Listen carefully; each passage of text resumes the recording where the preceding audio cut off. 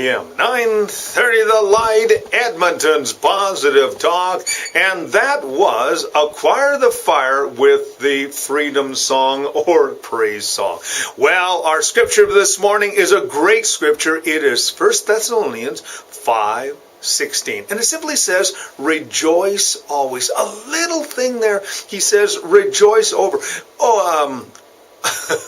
My mind just went, rejoice always. Now, rejoice always simply means that you and I, in everything, are to give thanks. We are to walk around with joy in our hearts. That doesn't mean that everything that happens to us is good, but our reaction and our attitude towards everything is good. We look and say, okay, Lord, everything works together for good, so I'm going to rejoice. And that joy that comes doesn't come from ourselves. It comes from that deep-seated contentment, knowing that God has everything under control. Jesus made this wonderful promise. In Matthew chapter 28, verse number 20, he says, I am with you always, even to the end of the age. One of my favorite characters in the Old Testament is the man named Joshua. And Joshua was a man who the Lord said, be strong and courageous, he says, for I'm going to give you the land.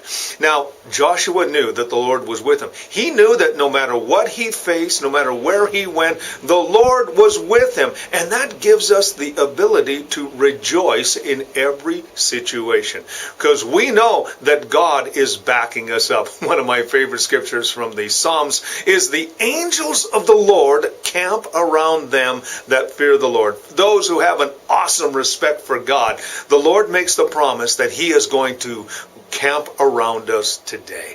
That simply means that we can have that deep-seated contentment, knowing that God has everything under control.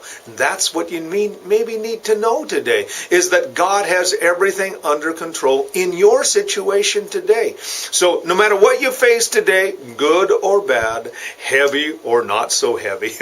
We used to use that word when I was younger. We'd say, he ain't heavy, he's my brother. But anyway, what that simply meant is this, that we stand behind one another, and also we know that the Lord is standing behind us. And when we have that joy, people seem just to be attracted to us. I knew this one particular lady. It was Mrs. Bailey. She used to live up in the city of Yellowknife, and her and her husband, Gordon, they basically ran this wonderful flop house. We called it a flop house, but basically what it was it was a place for for homeless people. And what happened was, whenever you walked into that place, she had the greatest smile on her face, and she was always joyous. And the reason is because she had a strong, deep personal relationship with God, and she also walked with incredible love. I mean, she just loved everybody. Didn't matter what they looked like, didn't matter what they smelled like, didn't matter what their disposition was. She was always full of love. And I remember everyone saying, you know what? Sister Bailey, Ruth Bailey, loves us. And you know, it was because she had the joy of the Lord. And that's why Paul said in 1 Thessalonians 5:16, rejoice always. Remember, God is with you.